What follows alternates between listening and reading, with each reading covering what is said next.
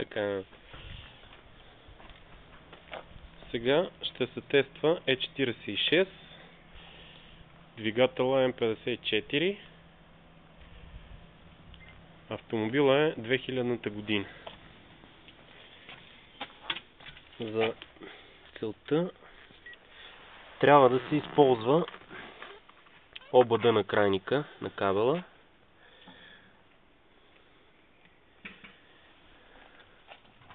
На E46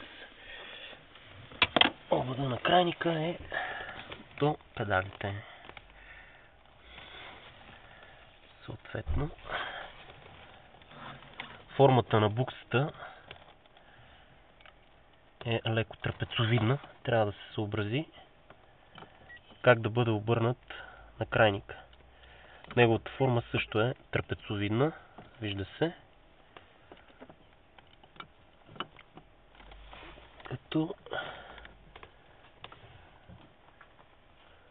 ето го на крайника. Ето трапеца е обърнат по посока към вратата с широката част. Присъединяваме буксичката. Така. Това. След това DB9 конектора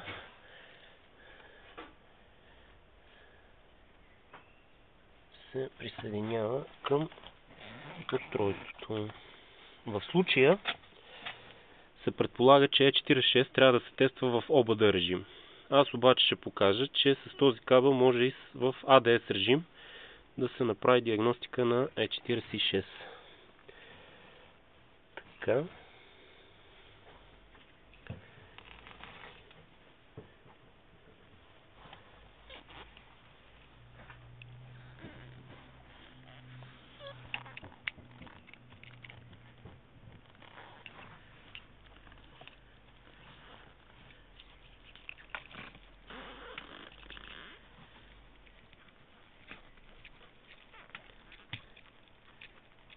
Свързваме го към ADS буксата, т.е. ADS режима. Ето устройството показва, че е присъединено към колата. Червения светодиод свети.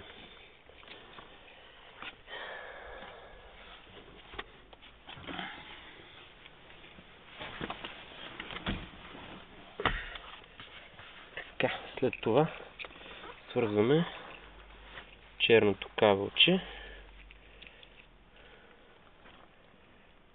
Черния кабел, той е ADS режим, го връзваме към компорта на компютъра.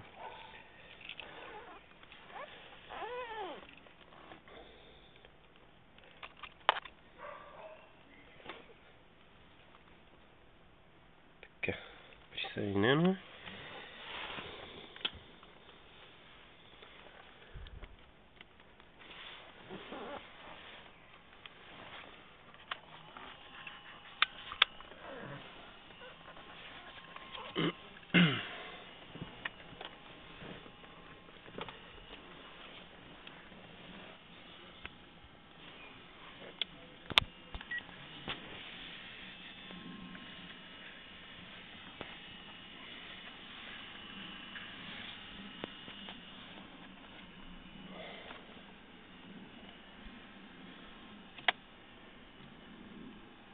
Подаваме на контакт.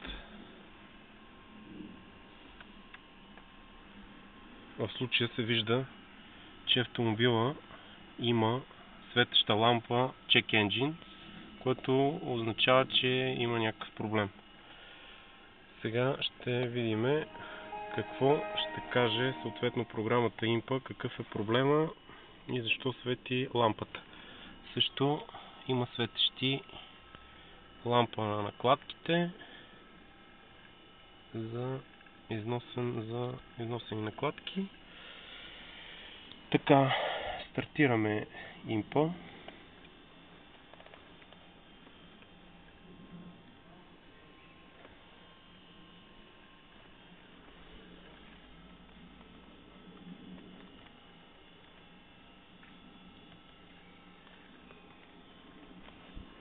Така, програмата работи, казва ни, че Имаме включена батерия, включен ignition, изключваме от контакт, дава ignition, запалването и че контактът е изключен, пак подаваме на контакт, включене.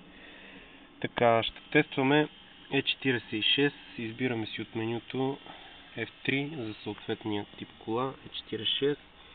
Искаме да видим в случая двигателя. Този двигател е M54. Видиме, избираме си M54. Свъргани съобщения, че нещо му не е точно както трябва, но въпреки това отвори компютъра. Искаме да прочетеме какви грешки има. С F4 четеме грешките. Чете и ни казва, че в паметта има записани 4 грешки, от които термостат хитър, ламда промп, сензор 2. Значи от сега трябва да нарочим ламда сондата като проблемна. Една всъщност от 4-те, този двигател е с 4 сонди. Ламда регулейтинг лимит банка 2 и така нататък. Има си записани грешки. Така, връщаме се обратно, палиме двигателя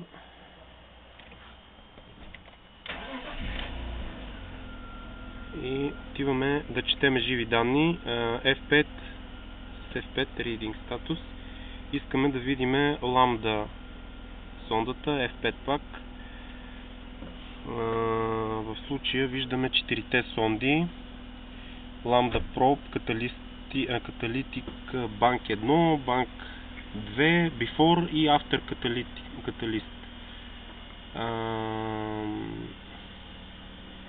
В случая показва, че първата сонда мени напрежението, работи. Останалите все още не се движат.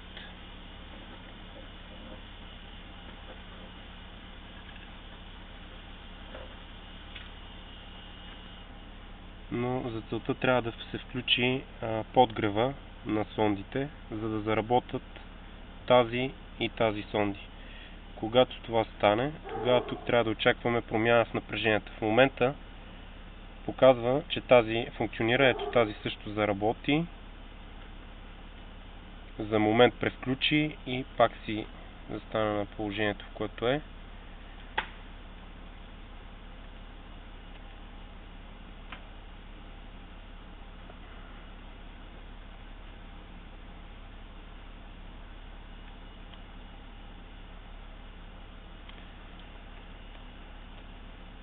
Така, открихме проблема. Едната сонда не работи, ламда сонда. 2 преди катализатора. Ето, тя не мени изобщо по никакъв начин напрежението си.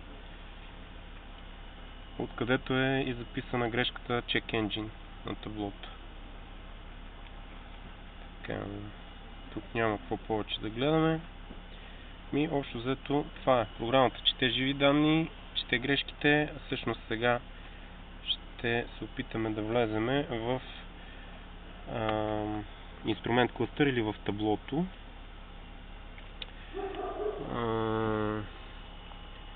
Инструмент клъстър. Така, отворени го. Искаме да видим какви грешки има записани там. F4, F1, Read Error Error. Казва ни, че има 2 грешки записани. Така, връщаме се обратно. Искаме да прочетем живи данни.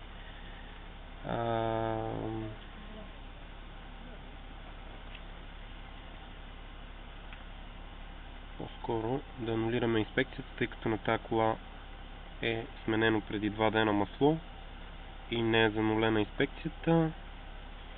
F6 Activate, Reset Oil Service, имаме F2. Нещо ни казва Job Status Error, Instead of OK. Добре, значи иска малко упражнение повече. Всъщност за целта не трябва да работи двигателя. Трябва да сме на второ положение. Така.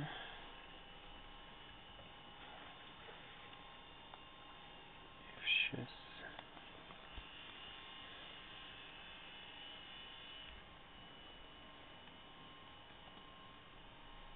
Ето, инспекцията е занулена. Току-що изчезна, да, ето, в момента автомобила вече е с занулена инспекция. Затова всъщност изхвърли грешката, понеже положението на ключа не беше правилното, за да може да се анулира инспекцията. Така, сега гасиме от контакт. Подаваме на контакт. Няма го съобщението за Oil Service Inspection. Сега трябва да занулиме инспекцията, понеже тя остана. Така, връщаме пак на второ положение. Reset. Time Inspection F3. Значи F3. F3.